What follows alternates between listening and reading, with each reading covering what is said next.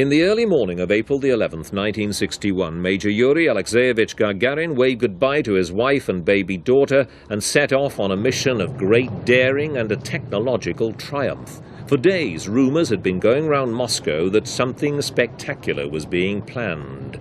Now, this 27-year-old Air Force pilot was about to make it happen.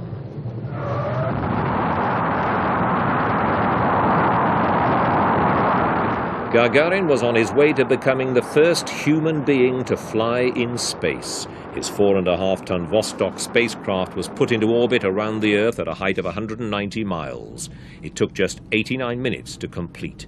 Then Gagarin fired his braking rockets, came down through the atmosphere and landed by parachute in Central Asia.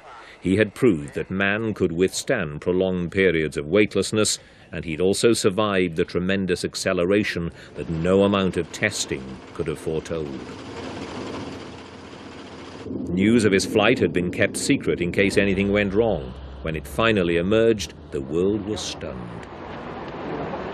Excuse me, what do you think of the news? I think it's fantastic.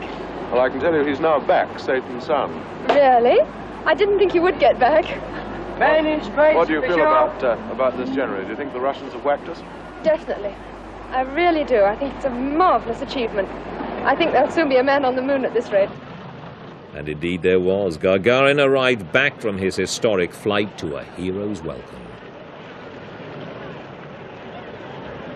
He'd been where no man had ventured before. He'd seen sights that no man had seen before.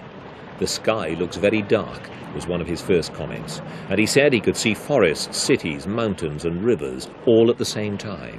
And he was back, safe and sound. The crowds in Moscow couldn't wait to see him, and nor, of course, could the political leaders who claimed his exploit as a triumph for the Soviet system. Gagarin was sent off around the world as an unofficial Soviet ambassador. But the story has a sad end. Years later, testing a prototype fighter, Gagarin took off, apparently drunk, and died in a crash.